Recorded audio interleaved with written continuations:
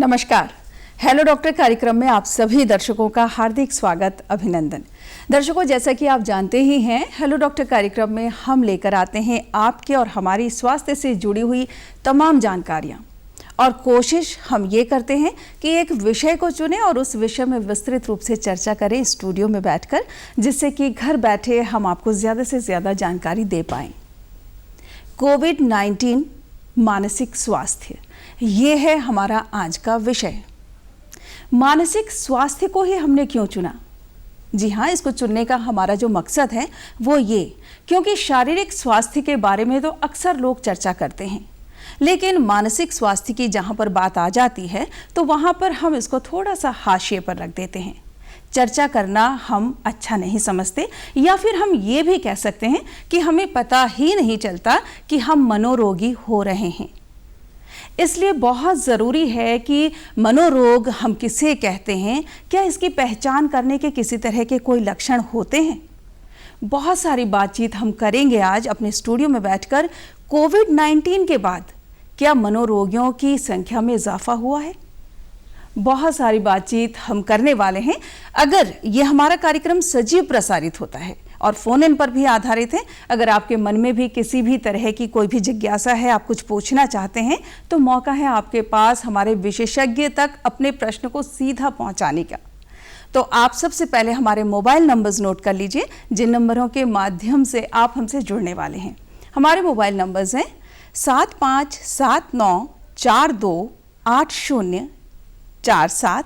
दूसरा नंबर है 7579428028। नंबर्स लिख लिए हैं तो मिला लीजिए 7579428047। दूसरा नंबर है 7579428028। विषय से संबंधित अगर आप प्रश्न करेंगे तो हम आपके प्रश्न को अपने कार्यक्रम में शामिल करेंगे। और एक रिक्वेस्ट मैं हर बार करती हूं, इस बार भी जरूर करूंगी कि जैसे ही आपकी कॉल कनेक्ट हो जाती है, हमसे बातचीत आपकी शुरू हो जाती है, तो आप अपनी टीवी का वॉल्यूम कम कर दीजिए। उसके बाद आप प्रश्न करेंगे तो हम आपके प्रश्न को स्पष्ट रूप से सुन पाएंगे, जिससे कि आपका उत्तर भी आपको स्पष्ट रूप से मिलेगा। कोविड-19 और मानसिक स्वास्थ्य, इस विषय में विस्तृत रूप से चर्चा करने के लिए आज हमारे साथ स्टूडियो में हैं डॉक्टर मेजर नंद किशोर। आप वरिष्ठ मनोरोग विशेषज्ञ हैं। डॉक्टर साहब, बहुत बहुत स्वागत है स्टूडियो में आपका। सर, आज के परिवेश में अगर हम बोलें तो सबसे ज़्यादा अगर ज़रूरत है तो मानसिक रोगियों को एक देखभाल की ज़रूरत है, क्योंकि शारीरिक स्वास्थ्य की जब हम बात करते हैं तो वो हमें पता चल जाता है, किसी को बुखार है, किसी को सिर दर्द है, या किसी के हृदय में अगर बोलते हैं हम कि धड़कन बढ़ रही है कोविड के बाद। लेकिन मानसिक रोगियों के बारे में अगर हम बात करते हैं तो आज के टाइम पे क्या स्थिति है? देखिए, ये एक बहुत बड़ी आपदा पूरे विश्व के लिए आई। भारतवर्ष भी अछूता नहीं रहा और हमारी जनसंख्या वैसे ही काफ़ी ज़्यादा है, तो इसने या तो इंसान की मृत्यु हो गई, परिवार तबाह हो गए, ये सब तो हुआ ही, लेकिन जो बच गया उसकी स्थिति और जो उन पे निर्भर हैं परिजन, उन सबको काफ़ी ज़्यादा मानसिक परेशानियों से गुजरना पड़ा। सीधा सीधा मानसिक रोग नहीं भी हुआ तो मानसिक स्वास्थ्य पे विपरीत असर तो पड़ा ही पड़ा है। नींद उड़ गई, भूख उड़ गई, अजीब अजीब से रहने लगे, काम में मन नहीं, बात करने में मन नहीं, उदासी, घबराहट, मोबाइल पे ज़्यादा देर बिताना, बच्चे हों बड़े हों, तो इस तरह से कई तरह से इसने बड़ी दिक्कत करी। कारोबार चले गए, चिंता में डूब गए लोग, तो मानसिक स्वास्थ्य पे बहुत विपरीत असर पड़ा है। सर, जैसे अभी आप कह रहे हैं कि नींद ना आना, भूख ना लगना, किसी से बात करने का मन ना होना, क्या ये तमाम जो हैं इनको भी हम समझ सकते हैं कि यह मनोरोग की शुरुआत है क्या? देखिए, कभी कभार किसी वजह से हो जाए तो हो भी सकती है, लेकिन यही चीज़ आपके रोज़मर्रा के कामों में रोज ही नींद ना आए, रोज ही भूख कम लगे, रोज ही आप खोए खोए से, उखड़े उखड़े से रहें, बात ना करें, तो ज़रूर इनको एक संकेत होता है। मानसिक स्वास्थ्य आपका कमजोर पड़ रहा है या आपको मानसिक रोग की तरफ आप बढ़ रहे हैं। बिल्कुल सर, जैसे ही कोविड की हम बात करते हैं, ये संक्रमण ऐसा फैला, ये महामारी ऐसी फैली, जिसको हुआ वो तो डरा ही, और जिसको नहीं हुआ उसके मन में भी भय पैदा हो गया। और तो सबसे बड़ी बात अगर हम करते हैं कोविड-19 के दौरान, तो अगर रोगियों में सबसे ज़्यादा किसी चीज़ को देखा गया तो वो डर को देखा गया। जी, डर अपने आप में क्या है सर? देखिए इस बार तो ये फियर ऑफ फियर, डर का डर हुआ है। मुझे हो तो नहीं जाएगा, किसी चीज़ को कारण है, संभावना बहुत कम हो चाहे, लेकिन देख देख के, सुन सुन के, चिंतन करके यही लगा कि कहीं मैं या मेरा परिवार या मेरे परिजन तो इसकी चपेट में नहीं आ जाएंगे। एक अनायास एक उसकी चिंता का एक वो तो था ही, एक वजह तो थी ही, लेकिन अपने ऊपर ज़्यादा लेना कि क्या होगा, कैसे होगा। तमाम मौतें देख रहे थे, अस्पताल में ये नहीं मिल रहा है। तो इन अनिश्चितताओं और असुरक्षा के माहौल में, वातावरण में एक स्वाभाविक है एक अनायास की चिंता, और कुछ हद तक तो वो थोड़ी सी तो जायज़ थी, लेकिन कई गुना बढ़ के महसूस किया सबने उसको। फियर या डर या भय का भय इसको कहते हैं।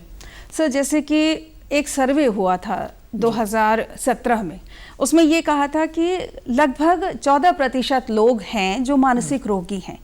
लेकिन अब जब कोविड के बाद उस सर्वे किया गया तो जो 14% लोग थे उसमें नेगेटिविटी की जो सोच 50% लोगों में बढ़ गई। बिल्कुल। तो हम जब बात करते हैं कि बी पॉजिटिव, आप पॉजिटिव रहिए, किसी को भी अगर कोविड होता है, किसी को संक्रमण हो जाता है, तो सबसे पहले डॉक्टर कहते हैं कि आप अपने अंदर एक सकारात्मकता लाइए, आपको कुछ नहीं होगा। लेकिन बी पॉजिटिव बोलना क्या काफ़ी हो जाता है? किसी की सोच को हम कैसे बदल सकते हैं?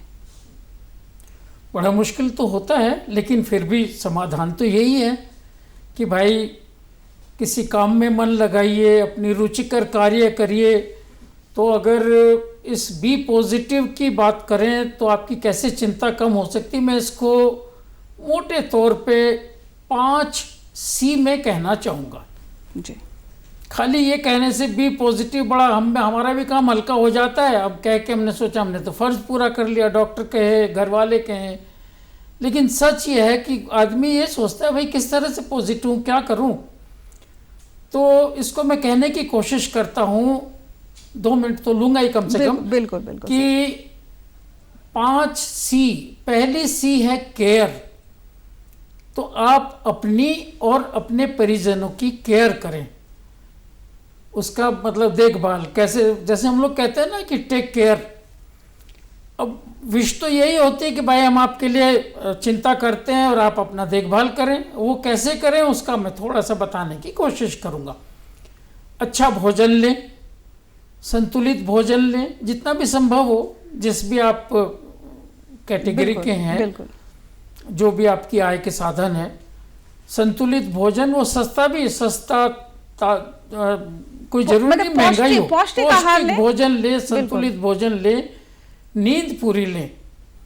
बहुत ज़रूरी है 7-8 घंटे की नींद लेना, जिसमें और उसके कभी इस पे चर्चा होगी तो पूरा बताऊंगा, लेकिन नींद लेना बहुत ज़रूरी है। और केयर आप इस तरह से करें कि अभी इसमें ही अब चिंता काहे की करते हमें ना हो जाए। तो जो सरकार ने समय समय पे एक गाइडलाइन जारी करी, 1.5 साल हो गया सुनते और अमल करते, वही हाथ धोइए, मास्क लगा के रखिए, और 2 गज की सामाजिक नहीं बल्कि शारीरिक दूरी। सो ये बहुत अहम बात है। अहम बात है। सोशल डिस्टेंसिंग की हम बात करते हैं, वो ज़रूरी नहीं है, फिजिकल डिस्टेंसिंग होना बहुत ज़रूरी है। और जिस भी तरह से अपने मन का ख्याल रख सके, जिसमें जैसे भी प्रवृत्ति के हैं आप, लेकिन व्यायाम, योगा, मेडिटेशन और थोड़ा आध्यात्मिकता, तो ये बड़ी बचाती है आपको।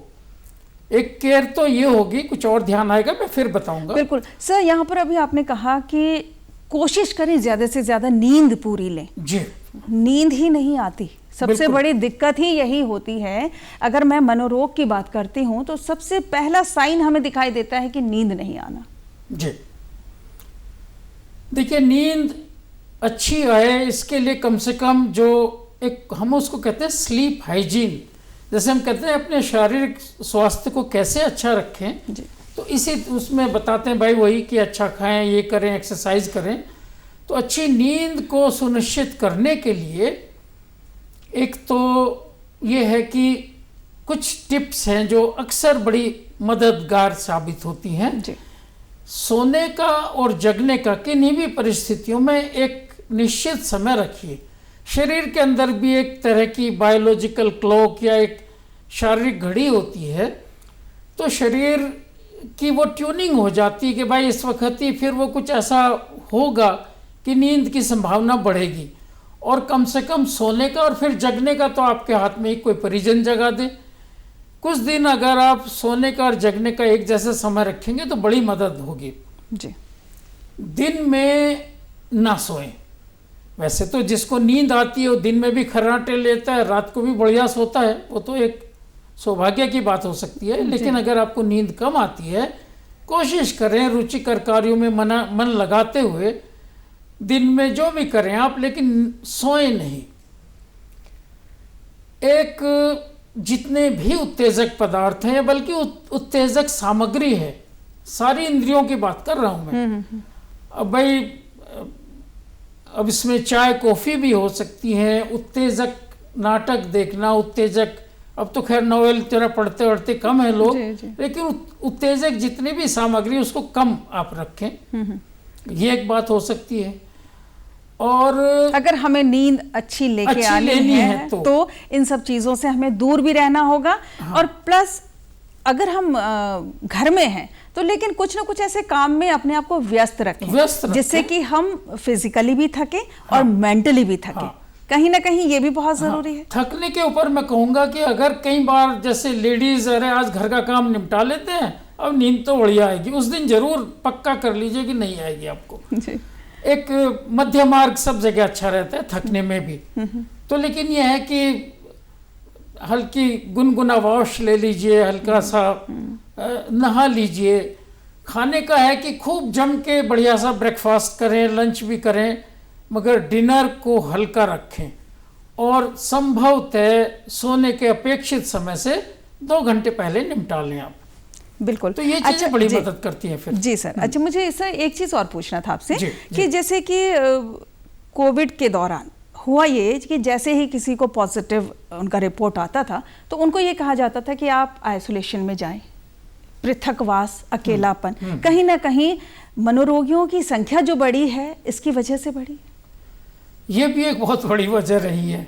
देखिए, हमारी तो मजबूरी ये थी, बल्कि पूरी दुनिया की में ये मजबूरी थी कि एक ये नई चीज़ थी जिसको जानने, पहचानने या उसकी वैक्सीन बनाने में, दवाई ढूंढने में लोगों ने बड़ी आलोचनाएं भी की, बहुत वक्त लगा। और अभी भी ये बहरूप या अपने रूप बदलता रहता है। बिल्कुल। और सच बताएं तो थोड़ा कम वश में आ रहा अभी भी। ये इस वायरस की एक विशेषता भी है। बिल्कुल, अपग्रेडेड होके आ जाता है हर बार। हाँ जी। तो इस वजह से लेकिन पृथकवास में जैसे हम कहते हैं कि आइसोलेशन में हैं, तो आइसोलेशन में क्या उसको ऐसा कर देना चाहिए कि वो बिल्कुल अलग, किसी से बात ना करे, बिल्कुल दूरी बना लें उससे, तो वो तो मनोरोगी और ज़्यादा मतलब गंभीर हो जाएगा।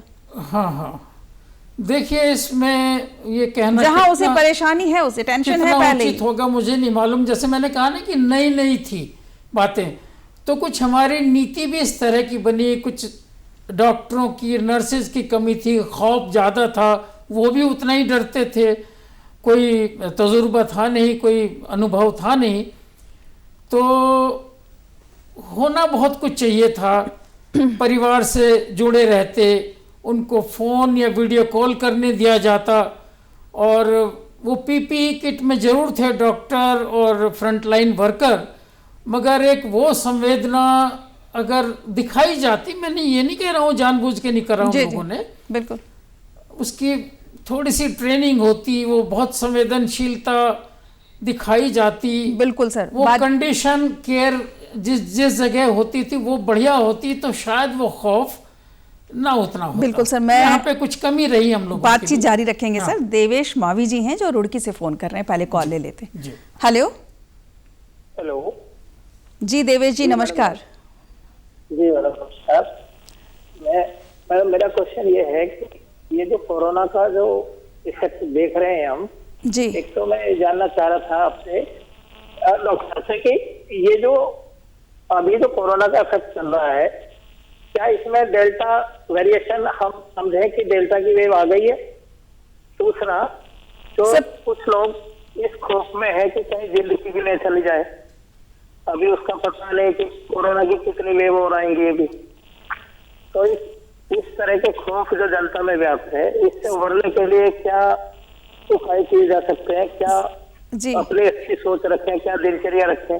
सर पहला प्रश्न आपने क्या किया था सर? मैं ये पूछना चाह रहा था कि क्या डेल्टा वेव हमारे देश में आ चुकी है? जी सर, जी सर। देखिए डेल्टा के तो वैसे फिर भी कुछ कम ही केसेस आए हैं और एक डेल्टा के और प्रारूप बदल रहे हैं। अब जैसे डेल्टा प्लस आया जो बड़ा खतरनाक देखा गया, विदेशों में तेजी से बढ़ रहा है। तो यहाँ तो केस खैर कम है, लेकिन किस संभावना को रोक सकते हैं आप? अभी भी थर्ड वेव ना आए या ये केसेस ना हो, बहुत कुछ हमारे हाथ में है। और फिर वही बात, वैक्सीन जितना सरकार की तरफ से उपलब्ध हो, जल्दी से जल्दी ज़्यादा से ज़्यादा लगवाएं। और वही 3 बातें, सामाजिक दूरी जो प्रोटोकॉल है उसको आप करें तो, और चिंता को तो मत करें। उसके बहुत सारी बातें अभी भी जिक्र होगा कि थोड़ा सा वाकई में अपने आप को पॉजिटिव रखें। चिंता से तो नहीं होता, चिंता से जरूर आपकी प्रतिरोधक क्षमता कम होती है, बिल्कुल उससे दूर रहें। जो भी अपने रुचिकर कार्य हैं उसमें मन लगाएं, दोस्तों से बात करें, ये सब आप कर सकते हैं। चिंता तो इसका वो नहीं है। बिल्कुल। और बचने के लिए तो सर वही है, सोशल डिस्टेंसिंग रखें, फिजिकल डिस्टेंसिंग हम कहेंगे वो रखें, फिजिकल कहना चाहिए। बिल्कुल बिल्कुल। Physical distancing, hand wash, mouth, मुंह और हाथ को धोना, बिल्कुल। और मास्क प्रॉपर लगाना, जरूरी, प्रॉपर मास्क लगाना। बिल्कुल। और कहीं भी ढील अपनी तरफ से नहीं हमें करनी। ये जो हम ढीले पड़ जाते हैं, जरा सी सरकार ने लॉकडाउन में जरा सी ढील दी, अनलॉक हुआ और हम उमड़ पड़ते हैं पिकनिक स्थानों पे या बाजार में ज़रूरत बेज़रूरत। बस वो अगर हम अपना सामाजिक व्यवहार अच्छा रखें, आज भी अभी भी हमारे हाथ में है। बिल्कुल सर। तीसरी वेव से हम बच सकते हैं। बहुत सारे लोग इस तरह की अभी भी आशा करते हैं। जैसे ही लॉकडाउन में थोड़ी सी ढील हुई, हाँ, पहाड़ी इलाकों में इतनी भीड़ हो गई। जैसे हम उत्तराखंड में रहते हैं, उत्तराखंड में देख लीजिए, शिमला देख लीजिए, टूरिस्ट से पूरा भर गया। लोगों ने ये सोचा कि लॉकडाउन खुला है तो अब बीमारी जो है चली गई। ऐसा नहीं है। अगर हम बहुत ज़्यादा भीड़ भाड़ करते हैं तो फिर जो है बहुत ज़्यादा, अगर यात्री यहाँ पर आते हैं, टूरिस्ट यहाँ पर आते हैं, तो हम जो तीसरी लहर की जो बात कर रहे हैं ना, वो बहुत ज़्यादा दिन दूर नहीं है कि वो जल्दी से आ जाए। और सबसे बड़ी बात ये है, देखिए कांवड़ यात्रा जो है वो रोक दी गई है हमारे प्रदेश में, क्योंकि पहले भी ये हुआ था कि कुछ इस तरह से कार्य हुए जिससे कि ये कहा गया कि बहुत ज़्यादा जो है हमारे राज्य में जो है संक्रमण इतना नहीं फैलता जितना कि फैला। और अभी भी हम जो है टूरिस्ट इतने ज़्यादा आ जाते हैं जिसकी वजह से हमारा जो राज्य है इसमें फिर से जो है बहुत जल्दी तीसरी वेव आ सकती है, अगर हमने अभी से नियंत्रण नहीं रखा तो। सर जैसे कि हम मनोरोगियों की अगर हम बात करते हैं, घर का पुरुष, महिला, बुजुर्ग, बच्चे, क्या किसी, जैसे अभी हम बात कर रहे थे कि सोशल डिस्टेंसिंग की, लॉकडाउन की, तो जैसे बच्चे अपने दोस्तों से नहीं मिल पाए, बाहर नहीं जा पाए। आजकल के बच्चों को वीकेंड में आउटिंग ज़रूर चाहिए, वो नहीं जा पाए।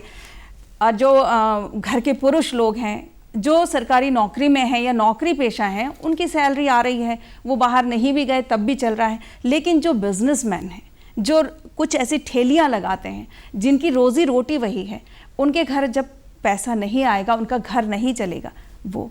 और जब किसी महिला को घर चलाना होता है, उसके हाथ में पैसे नहीं आएंगे तो क्या ये तमाम बातें मानसिक रोगी बनाने के लिए काफ़ी हैं? और अलग अलग क्या असर पड़ता है? देखिए सब पे अलग अलग पड़ता है, लेकिन खूब पड़ा है और खूब पड़ता है। सरकार ने जरूर सहायता करने की कोशिश करी, लेकिन कुछ वर्ग हैं जिनको वो सहायता भी नहीं मिलती, और तो पड़ा है, बहुत असर पड़ा है। लोगों की नौकरियां गई हैं, नौकरी जाने का डर, एक जो डर की बात हो रही थी शुरू में ही, जी जी कोरोना का एक, और नौकरी जाने का भी डर खूब रहा, तो असर तो बहुत पड़ा है। लेकिन इसमें वही बात है कि भाई पूरी दुनिया में ऐसा हुआ है, ये ऐसे ही अनायास अनावश्यक एक आफत आई है। जी सर, पुरुषों की अगर हम बात करते हैं ना, तो पुरुष जो है अपने आप को बहुत ज़्यादा मेंटली स्ट्रांग समझते हैं, लेकिन कई बार ऐसा होता है, सिचुएशन ऐसी हो जाती है, वो बता नहीं पाते अपने अंदर की बात, तो लेकिन वो भी जो है, उनका भी जो मनोरोग की जो जाने की जो स्थिति है वो काफ़ी बड़ी है। अभी हम लोगों ने पिछले कुछ आंकड़ों में देखा है कि पुरुषों में जो है मानसिक स्वास्थ्य बहुत ज़्यादा बढ़ा है। सब में बढ़ा है, जिनमें पुरुष हैं, बच्चे भी खूब हैं, बच्चे भी बहुत हैं। हाँ। बच्चों को बड़ी ज़रूरत होती थी स्कूल जाने की, जिस खाली शिक्षा के लिए नहीं, वो तो ऑनलाइन में, ऑनलाइन का तो चलिए शिक्षा हो भी गई, मगर उनको बहुत ज़रूरत थी अपने विकास और वृद्धि के लिए, लोगों से मिलना जुलना, सोशल स्किल सीखना, सामाजिक दक्षता सीखना, जी वो फ़र्क पड़ा है बहुत ज़्यादा। सर अच्छा, अब जैसे एडोलेसेंट की अगर हम बात करते हैं, किशोर जो है अपने आप में बहुत ज़्यादा एक बात, जो मुद्दा बात करने वाली हो जाती है, वो किशोरों पर हो जाती है, क्योंकि किशोर भी हमारे घर पे थे, बाहर वो निकल नहीं पा रहे थे, उनका भी जो है स्थिति जो है, घर वालों के साथ जो किशोरों की हर बार कुछ न कुछ एक गैप ज़रूर रहता है, लेकिन इस बार उनको पूरी तरह से घर वालों के बीच में रहना पड़ा। तो कहीं ना कहीं हमने इस लॉकडाउन में ये भी देखा कि घर में तनाव की स्थिति भी बहुत हुई, और उस तनाव में जब तनाव कहीं पर आता है, अवसाद आता है, चिंता है, अनिद्रा है, तो कहीं ना कहीं मानसिक रोग की अपने आप जो है प्रोन हो जाता है। इन बदली हुई परिस्थितियों में किशोर भी काफ़ी ज़्यादा प्रभावित हुए हैं। वैसे तो ये उम्र ऐसी होती है जबकि वो कम बात सुनते हैं, उनकी जो चाहत होती है, लाइकिंग होती है, उनका पीयर ग्रुप होता है, अपने जैसे अपनी उम्र के लोगों के साथ मिलना जुलना, वो सब उसमें रुकावट आई है, तो चिड़चिड़े भी हुए हैं, नशे की तरफ भी थोड़ा बढ़े हैं, और कुछ नहीं तो ये इंटरनेट और स्क्रीन का बहुत ज़बरदस्त एडिक्शन हुआ इनको, और वो अनिश्चितताएं तो थी कि कैसे परीक्षा होगी, कब होगी नहीं होगी, तो ये सब है। और जहाँ तक अंतर संबंधों की बात है परिजनों में, तो ये भी देखा गया था कि जो डोमेस्टिक वायलेंस है, वो भी बहुत, घरेलू हिंसा भी खूब बढ़ी थी, क्योंकि ये कहना थोड़ा सा आसान है, पॉजिटिव रहो, ये करो वो करो, लेकिन वही बात फिर कब तक, तो दिक्कत तो हुई है, और जिसमें सब ऐसा है ही महसूस कर रहे थे। लेकिन जैसे जैसे अब खुल रहा है तो अपना ध्यान रखते हुए कि हम कोशिश हो कि वेव ना आए, और इस समय को, इस अवसर को हम बेहतर से बेहतर तरीके से, जो भी हमने सीखा इन 1.5 सालों में, बिल्कुल अपने आप का ध्यान रखें, तो यही किया जा सकता है बस। बिल्कुल, अगर पोस्ट कोविड की हम बात करते हैं तो अब हम ये समझ सकते हैं कि हाँ, कोविड का जो संक्रमण है उसकी स्थिति अब थोड़ी संभल गई है, अब केसेस बहुत कम आ गए हैं, बच्चे भी बाहर निकलने लगे हैं, लेकिन फिर भी कहीं ना कहीं ये कहा जाता है कि अगर किसी व्यक्ति को मनोरोग हो जाता है तो उसका कहीं ना कहीं हमें उसका असर देखने को ज़रूर मिलता है। सर, अगर हम लक्षणों की बात करते हैं, अगर कोई पहले किसी तरह की कोई दिक्कत नहीं थी, लेकिन अचानक से हमें कुछ ऐसा दिख रहा है, तो वो कैसे लक्षण होंगे जिससे कि हम पहचानें कि हाँ, नहीं, डॉक्टर के पास जाने की ज़रूरत है? ये जानना बहुत ज़रूरी है कि जैसे पहले तो मानसिक रोगों के बारे में ज़्यादा जागरूकता और जानकारी है ही नहीं, और नहीं तो कह दिया अच्छा ये तो मानसिक स्वास्थ्य ठीक नहीं, तो एक या दो तरफ जाके कि भाई शायद ये होगा, शायद वो होगा।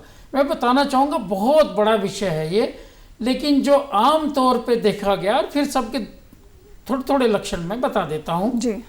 आम तौर पे जो देखा गया वो है स्ट्रेस, तनाव, फर्क होता है तनाव और घबराहट में। नंबर 2 पे एंग्जाइटी या घबराहट, और फिर जो है उदासी या डिप्रेशन, अल्कोहल और ड्रग अब्यूज़, ये इस तरह की कुछ चीज़ें ज़्यादा देखी गई हैं जी। तो जो सब में ही कुछ न कुछ जरूर होता है, सारे विकारों में, मानसिक रोगों में नींद बहुत जल्दी उड़ जाती है और उखड़े उखड़े से रहना, भूख कम होना, अपनी जितनी भी क्षमता है उतना ना दे पाना, आत्मबल की कमी, मन का उदास रहना, ये उदासी में होता है। आत्महत्या की प्रवृत्ति, आत्महत्या के विचार, और एंजाइटी में ये होता है कि हर वक्त कुछ अनायास हो जाने का डर। जैसे अब कोरोना का तो एक बहाना हो ही गया बड़ा अच्छा खासा, मुझे ना हो जाए, हमें ना हो जाए ये। और इस तनाव को दूर करने के लिए लोग घर में जो भी था फिर वो नशे की तरफ बढ़े, छुपके या खुल के। और सबसे बड़ा हुआ है एक, मैं मानसिक रोग इसको कहूँगा, जो स्क्रीन टाइम हमारा बहुत बड़ा, इसी ने नींदें भी उड़ाई हैं। ब्लू लाइट जो है, जब मैं नींद की बात कर रहा था ये भी मुझे बताना था जी, कि ब्लू लाइट यानी कि जो मोबाइल वगैरह, मोबाइल टीवी भी है, इंटरनेट है, ये भी बड़ा गड़बड़ करते हैं। बिल्कुल। तो ये सब हैं चीजें। सर कहीं ना कहीं इसको हम एडिक्शन कह सकते हैं? बिल्कुल कह सकते हैं। एडिक्शन की जितनी भी विशेषताएं, परिभाषा है, उसकी क्या परिभाषा है कि रोज उस पर निर्भरता, और निर्भरता में जैसे जितना, भाई मान लिया शराब की बात कर लें तो थोड़े थोड़े दिनों बाद उसको ज़्यादा मात्रा बढ़ाने पे उतना ही वो चीज़ मिलती है। शराब हो और तमाम जितने भी मादक पदार्थ हैं उसमें टाइम बढ़ाना पड़ता है। मतलब इस हद तक कि ज़्यादातर चीज़ों को छोड़ के वो उसी पे लगा रहता है। सर ये कब समझें कि हाँ हमें इस व्यक्ति को या इस बच्चे को, इस महिला को डॉक्टर के पास ले जाने की ज़रूरत आ गई है, ये कब समझें हम? बात वही है कि जो भी ये नींद भूख की बात कही, अपना काम नहीं कर रहे हैं, सबसे कटे कटे से रह रहे हैं और एक्सेसिव, बहुत हद से ज़्यादा सारा वक्त उसी पे लगे रहते हैं, प्यार से या वैसे समझाने का कोई असर नहीं होता, तो ये फिर डॉक्टर के पास जाने का अलार्म बेल, प्रोफेशनल हेल्प की ज़रूरत है जी। उससे पहले मैं ये बताना चाहूँगा कि हर आदमी इतना जल्दी तैयार भी नहीं होता जाने और ले जाने के लिए।